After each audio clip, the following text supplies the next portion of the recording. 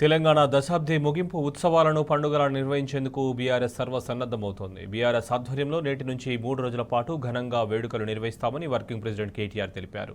తెలంగాణ అంటే కేసీఆర్, బీఆర్ఎస్ అని ఆయన స్పష్టం చేశారు. కేసీఆర్ ఆధ్వర్యంలో జరిగే ఈ వేడుకలను విజయవంతం చేయాలని గులాబీ శ్రేణులకు పిలుపునిచ్చారు. దశాబ్ది ఉత్సవాల్లో ప్రతి ఒక్క తెలంగాణ బిడ్డ పాల్గొనాలని కేటీఆర్ విజ్ఞప్తి చేశారు.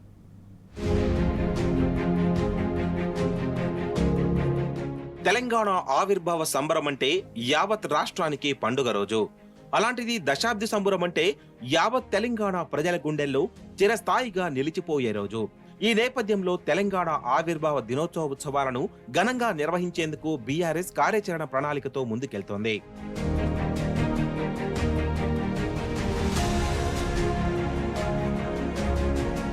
మూడు రోజుల పాటు దశాబ్ది ఆవిర్భావ ఉత్సవాలను పండుగలా నిర్వహిస్తామని బీఆర్ఎస్ వర్కింగ్ ప్రెసిడెంట్ కేటీఆర్ తెలిపారు. తెలంగాణ అంటే కేసీఆర్, బీఆర్ఎస్ అని స్పష్టం చేశారు.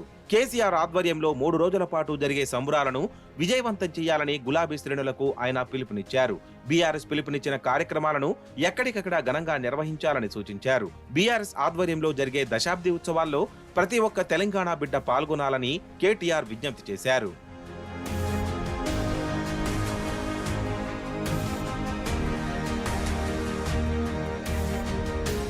దశాబ్ది ఉత్సవాల్లో భాగంగా బీఆర్ఎస్ ఆధ్వర్యంలో గొప్పగా వేడుకలు జరగనున్నాయి.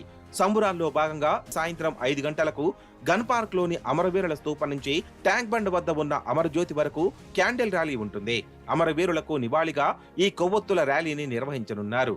ఈ కార్యక్రమానికి బీఆర్ఎస్ అధినేత, రాష్ట్ర తొలి ముఖ్యమంత్రి కేసీఆర్ హాజరవుతారు. పెద్ద ఎత్తున తెలంగాణ ఉద్యమకారులు, ప్రజలు కూడా ఈ కార్యక్రమంలో పాల్గొంటారు.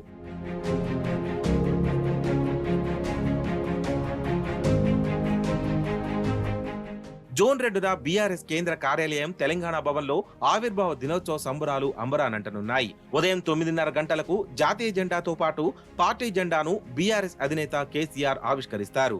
ఆ తర్వాత గులాబీ శ్రేణులను ఉద్దేశించి కేసీఆర్ ప్రసంగం ఉంటుంది.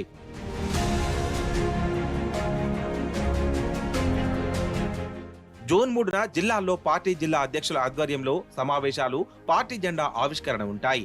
అనంతరం పండ్ల పంపిణీ, ఆహార పంపిణీ వంటి సేవా కార్యక్రమాలు నిర్వహిస్తారు.